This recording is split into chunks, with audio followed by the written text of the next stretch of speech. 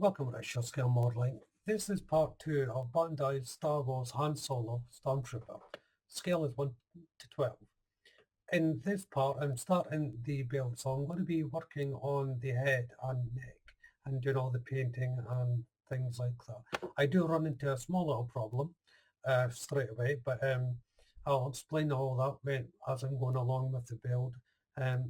But in the whole, I think everything comes all right. But I'll leave you to decide on that. So let's jump into this and see how well it goes.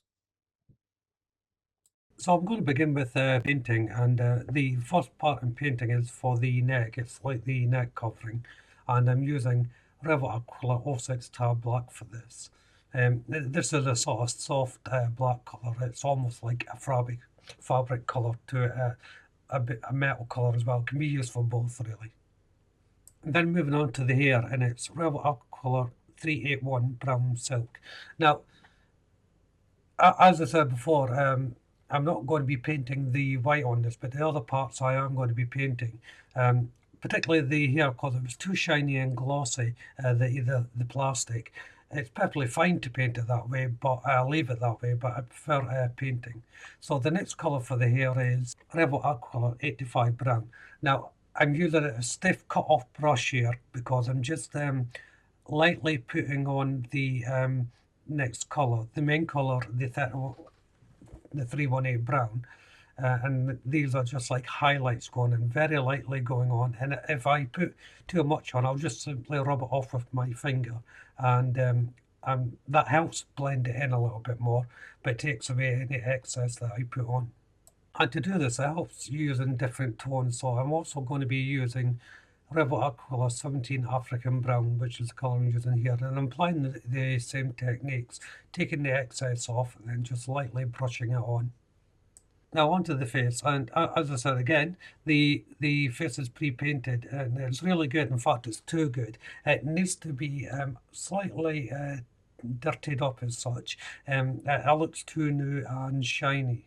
So I'm using Rivet Aquila 83 Rust just to give it that rouge little colour. It's an undertone red colour, so it's not going to be too prominent, and I'm barely putting any on the face at all, just enough to break up the flesh tone. I'm then using a tiny spot of Rivet Aquila 08 matte black, and these are actually for the inside of the nostrils. On the pre-painted face, they're pink or flesh tone, and I just want them to be darker, so I'm just putting a tiny little spot of black in there. And I'm also doing the same thing with the inner part of the ear. Again, this is barely any paint going on, but it's just enough to darken the area.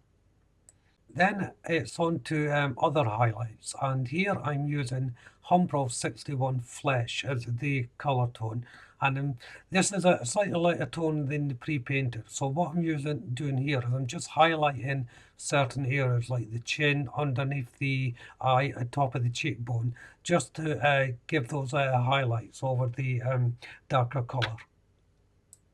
And all the while just trying not to put too much on, and just gently bringing up the colour. So if I hold up to the camera, hopefully you can just see it. So you see the darker cheekbones at the top, highlighted, and so on.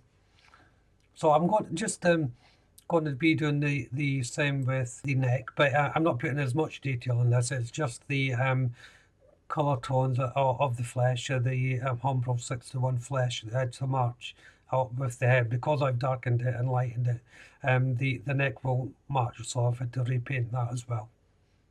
And now everything's right, you can start putting the head and neck area together. So first of all, the neck guard. This is two halves placed together. Now, the instructions don't tell you to cement or anything like that, but I am cementing. The thing is, you don't really have to cement these parts. They can push fit together quite easily. They are very tight, and you're going to need a bit of strength to push these together to get a proper seal. I think cementing them does help with this because the plastic will grab, and that way when you push it in, you know it's going to lock in. It's dealer's choice really, but I prefer to just use the cement. The next part to make up is the neck, and there's a a front and back to this. It's all very clearly defined on the instructions. The location pins in there as well is such a point that you can't actually put them in wrong, so it's a fairly simple construction. For the head itself, there is an inner core which I've got on here, and the face pushes just onto it. The location pins on here may look a little bit strange. Sometimes they're pins, sometimes they're bars of plastic. Just line up and push it in. If you are dry fitting these parts, and obviously I recommend that you do, just be careful because sometimes once they're in, you will not get them off. That's how tight they are. And then it's the neck and the neck guard that just gets pushed down. On the neck guard, there's a little bulbous point that's going to act as the ball joint for the head. Next is the hair, and that comes in 5 parts. So first of all, the back of the hair gets placed on, and that's similar to the face. That should just push on. It's quite a nice fit. Next, we have the side parts of there. Now, each there is a left and right, of course, because the sideburn will obviously wrap around the ear. So it's you can't get it wrong, but obviously pay attention to how you're fitting. However, when I'm placing this in, I've noticed there is a small gap here. There is a line being created when I put the earpiece on. It's a bit on slightly. I don't know whether it was me or whether it was a kit fault, but as I was pushing on, I just could not get it to be a tight seal as the rest so far. So I'm going to have to address that. But at the moment, I'm still just putting on the hair to see how well it goes on. And once the side parts of the hair on, it's time for the top part. So there's 2 parts to that, left and right. That just fits on the top, and this forms the middle partition of the head. Again, this is quite a nice fit, but at the back where it meets the back of the hair, there is an unsightly line that doesn't look natural. So once I put on the last piece of hair, I'll try and push them all together a bit more, but the location points are as such and the fits are that tight, there's not any real room for it to be pushed into.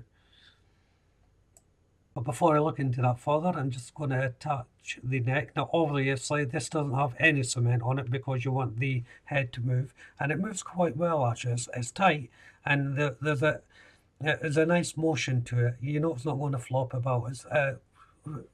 It's quite good. So as I zoomed into this, you can see the lines that I'm talking about. The central partition's fine obviously, but there is these unsightly lines that really need to be filled in. So for this, I'm using the Villaggio, a plastic putty. Now I'm using this instead of what I normally use with sprue glue, is because once this is in, I can then throw the cocktail stick over it to match the contours of the hair to make it look like hair once it dries. I must admit, this really annoyed me. People probably say, well, you should have waited to put it on before you painted the hair, and that's a valid point, of course.